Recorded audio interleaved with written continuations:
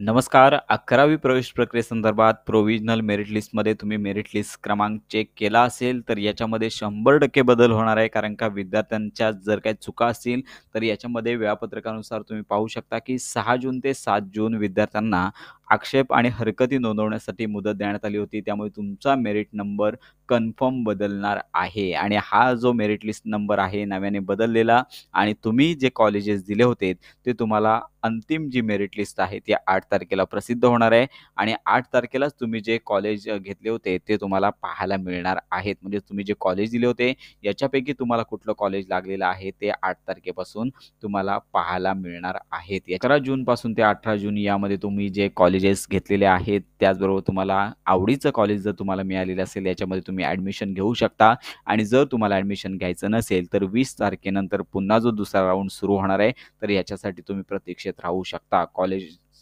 College तुम्हाला मिळालं तर आवश्यक कागदपत्रे अपलोड करून कॉलेजमध्ये जाऊन डॉक्युमेंट सबमिट करून तुम्हाला प्रवेश घेण्यासाठीची मुदत 11 तारखेपासून ते 18 तारखेपर्यंत असणार आहे. तर 8 तारखेपासून तुम्हाला जी पुढची जी मेरिट लिस्ट आहे म्हणजेच मेरिटनुसार तुम्हाला कोणतं कॉलेज अलॉट झालेलं आहे, तुम्ही जे कॉलेज दिलेले आहेत यापैकी कुठलं कॉलेज उपलब्ध तुम्हाला झालेलं आहे, हे तुम्हाला तुमच्या लॉगिनमध्ये पाहता येणार आहे. तर अशा प्रकारे लवकरच प्रतीक्षा संपणार आहे. उद्या सकाळी 11 वाजल्यापासून किंवा दुपारी 1 या दोन्ही वेळांपैकी कोणत्याही वेळी ही लिस्ट आहे ती पोर्टलवरती येऊ शकते. तर अशा प्रकारे कॉलेज उपलब्ध झाल्यानंतर संपूर्ण माहिती व्हिडिओ आपल्या चॅनलवर दिला जाईल. त्यामुळे ही महत्त्वाची माहिती इतरांपर्यंत नक्की शेअर करा. 11वी प्रवेश प्रक्रियेसंदर्भात खात्रीशीर माहिती करता आपल्या चॅनलच्या कनेक्टमध्ये राहा.